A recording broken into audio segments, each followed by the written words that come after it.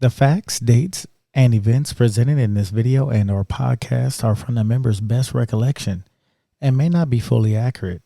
This video and or podcast is intended for entertainment purposes only. Always consult with your local union about your rights and duties at your workplace. The opinions shared on this video and or podcast by myself or any of the guests that appear on here are our own and does not necessarily represent our employers' positions, strategies, or opinions. All views shared are protected under the National Labor Relations Act. Thank you. Now let's get into the show. And welcome back. Got my boy Genaro Ventura with us today, man. Welcome to the show, broski.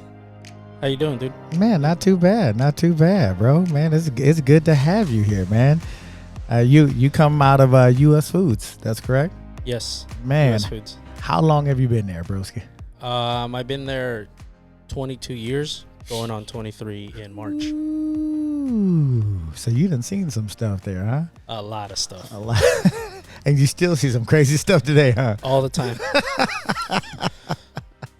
Man, we can start off with, man, how did you come into contact or get involved with Members for Members, man? Can you recall what sparked it to have you come on board and join us for change? Can you remember? So who approached you, man?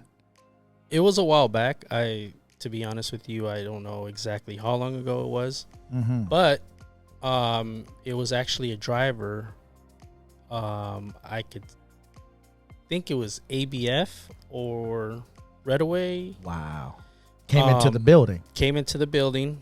And actually one of my one of my coworkers asked me, he's like, hey, you might want to talk to this guy. Him and some a other group, guys. yeah, some other guys have a group that you might be interested in. Really? And you're working the docks, you don't say? Yeah, I work the docks, and so I went over there. I talked to him, got his information, and we talked for a little bit. But then I had to get back, so I went back to work. It was just like a brief 2-minute conversation. Got his number, and then boom, I took off, and then I basically contacted him after that, and he invited me to your guys' barbecue. Oh, that's what's up, bro. Yeah, one of the barbecues. Hey, the barbecue is where it all got started. Yep, man. it all got started there, and I met a couple guys there. I liked what I heard. Positive change for, a better union, better future. So I just, went there for a little bit, met a couple guys, and that's how I met up with like Derek and everybody there, Craig, everybody was there. So I met up with everyone. So I got a question. I know you've been around for a minute. So obviously, man, we must be on the right track if you're still here. We're not just blowing smoke here. We're actually trying to bring a better union in. Oh, yeah, for sure. That is freaking awesome, man. So the whole time you've been at U.S. Foods, we've been out there, man. You got a great following out there. Those dudes are freaking awesome, man. Shout out to everyone at U.S. Foods for all your support and your love, man. We greatly appreciate you guys. What are some of the crazy things that you deal with over there that I know that the local's not too much representing, because your business agent didn't appear, in my personal opinion, to get started until we got started over there? Just some of the crazy stuff that you say. There's been a lot just recently. I mean, we're into a 3.5-year contract, and we still haven't got it signed. Our CBA signed. That right here. One more time for him. Yeah, 3 years into a contract, and we can't get it signed. Yeah, I mean, you just need a signature. That's it. We need a signature by the company, and they can't. The union can't get them to sign some paperwork. I don't know what's going on. I mean, it's not just me asking the questions; it's everybody at the warehouse. Is asking those questions because you're working without a contract. Well, yeah, yeah, basically, because it's not signed, which is dangerous. Yeah. I mean, I don't know what kind of agreement they made back door got or whatever, but I mean, it's 3.5 years now. When's your next contract coming up? Well, we have a 5-year contract. Oh man, this is sad. You can't write this stuff, bro. Yeah, it's insane. How lazy this local is, man. People don't understand that. People don't understand like how lazy these individuals are. And dude, these individuals are not in our best interest, acting in our best interest at all. Oh no. And we're 3 years into a contract, and our 5th one is coming up. So when are they going to start negotiation on the next one? I don't know. I mean, it's usually, I would say at least a year before we. That's what it should. That's what it should be. It should be. Yeah. We should get into talks and stuff like that. That's what, maybe half a year away. That's what you see O'Brien doing right now, right? Our new president has taken office. We got UPS coming up, their contract coming up next year. They're talking about it now. They're informing everyone now, getting everybody prepared now. And one of the things that I've seen with our local is that they don't waste their time having a contract because, in my personal opinion, I think that they're just going to let the company do what they want to do. So this is what happened with Republic, right?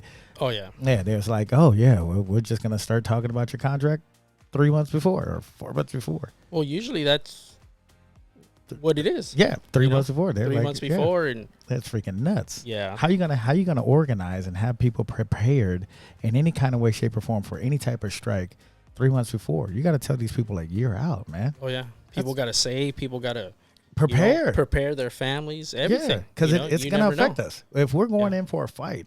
Dude, we got to be prepared. Yep. And these clowns, man, like, dude, we're 5 years in. We got a 5-year contract, and you got 3 years.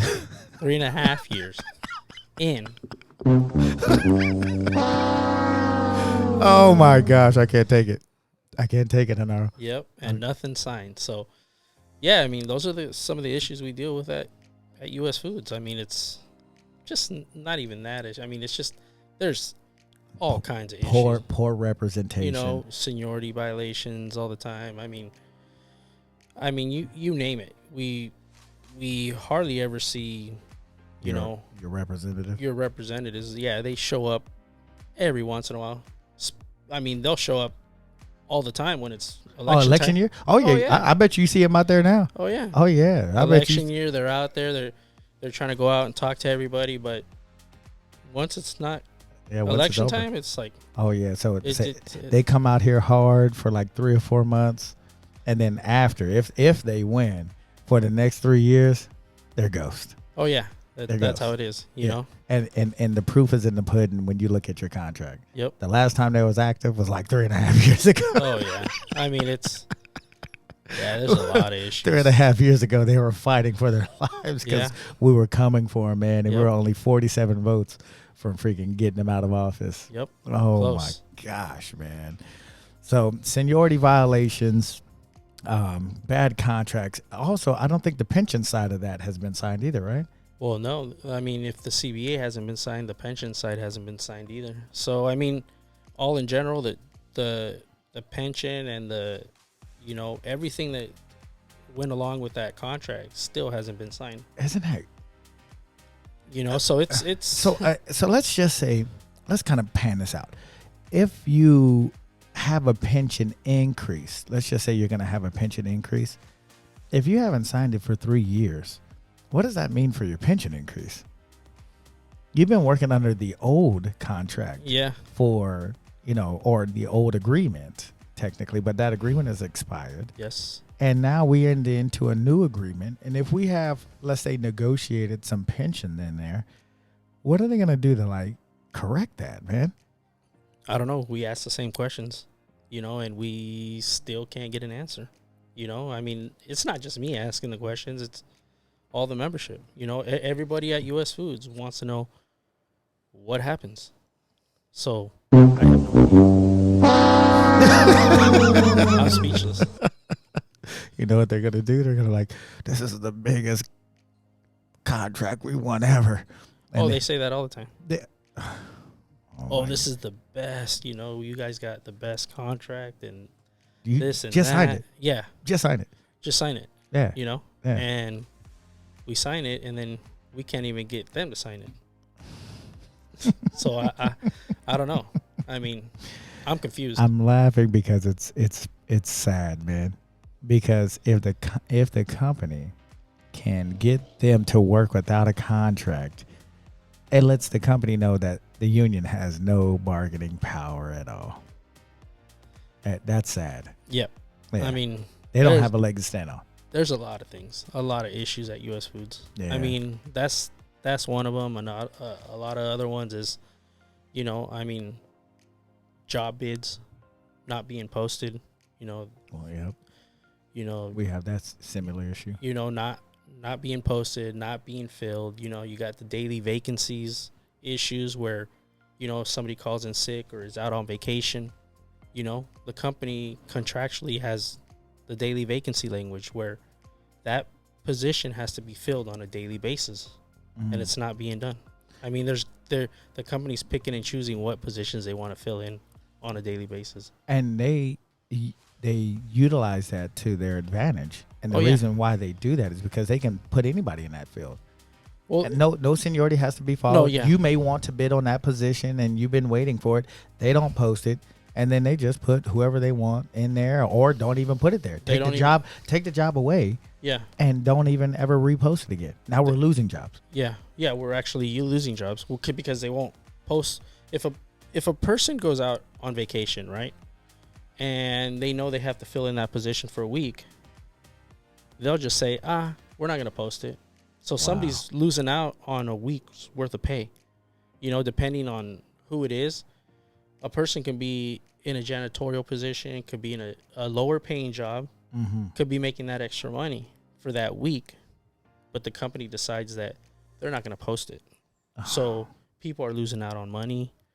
It's just sad, And I mean, one of the issues that I believe you have personally, not you, but the company or the union in that area, is that you guys have someone who doesn't really specialize in that field. Like your business rep comes from UPS. She came out of UPS, yes. Bro, then no disrespect, but I think she would be better fitted to represent individuals out of UPS because that's what they came out of. Oh, yeah. And this is what Members for Members plans on doing.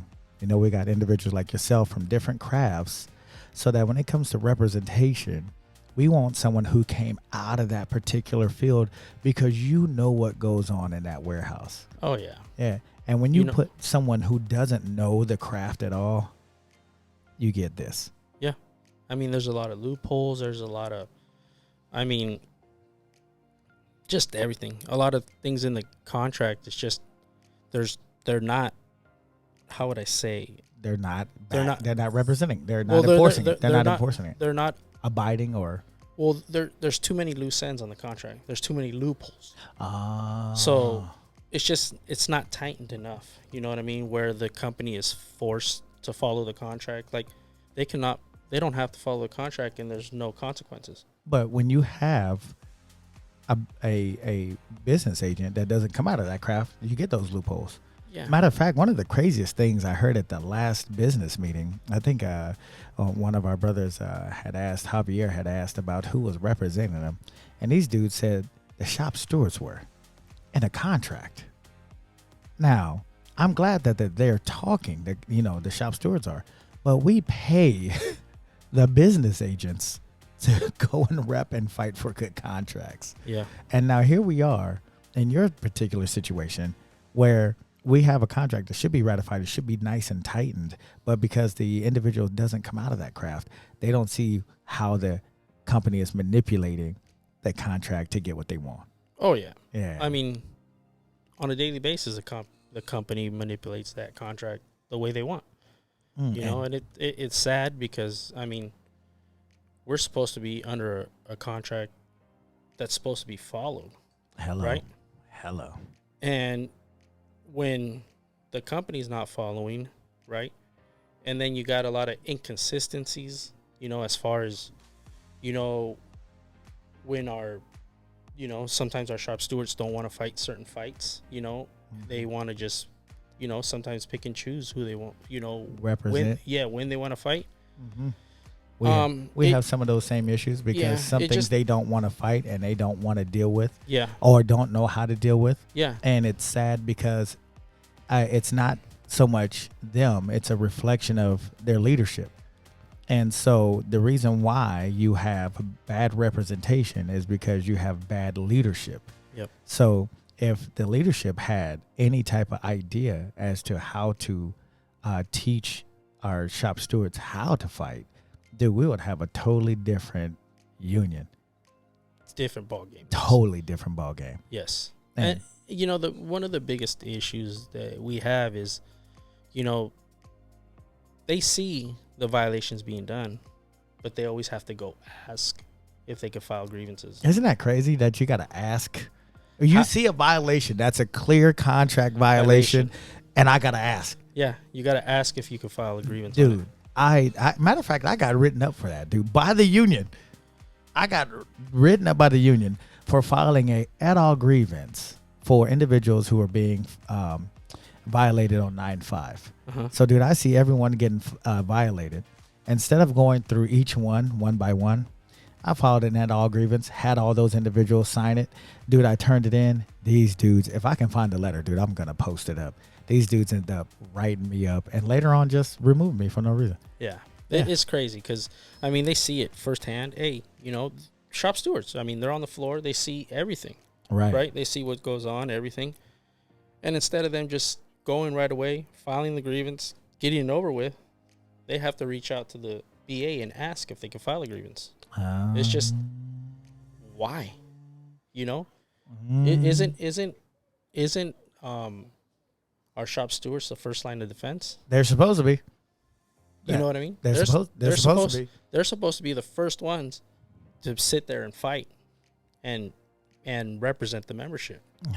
And instead, they have to go ask permission if they could file grievances. Actually, you know what the crazy thing? The first line of defense should be our members once we educate them. Then when we don't get the answer that we're looking for, our second line is our shop stewards. Yep. And then if they don't want to reply to that, then we go to the BAs. Yep. You know, then we go to the, you know, all the grievance process, the panels and everything like that. But if we had someone who was actually representing us, it would be freaking awesome. But that's why we're here, right?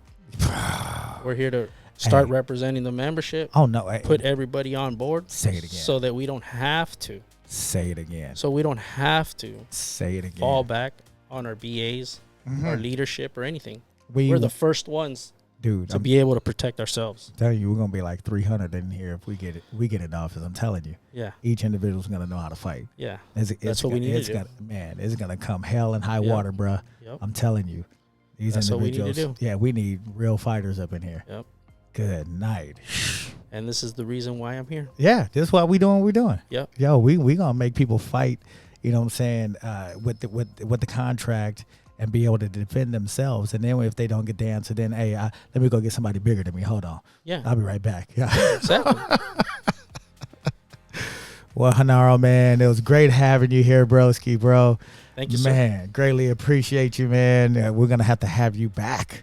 I'll be back. Oh, yeah, you got to come back, bro. Oh, I'll be back. We're going to be talking about more stuff, man. Oh, a lot more stuff. We got a convention we got to go to, man. We went to last year, had a blast. Oh, yeah. Man, we're going to have a podcast there, too. Oh, yeah. Oh, that's about It'll to be awesome. A good time. Oh, yeah. For sure. Man, thank you guys for joining us. Man, everybody at US Foods, thank you guys for your support. Remember to vote Members for Members. Man, we're out here trying to make positive change. And we want to put people into the position that can best represent you. We want to educate you. We want to help. We're going to take the money and put it back into the members, man. Therefore, we'll have a stronger local. Man, you'll enjoy working for your company and being a union member, man, and actually have some time off to enjoy with your family. Vote Members for Members. Remember, vote Members for Members. Please. Yep. Members twice. You got it right. Yep. For a better future. Yeah, for a better future, better local. Yep. Good night, man. Thank you for coming on, broski. Thank you, guys. All right, have a good one. Okay. Bye-bye.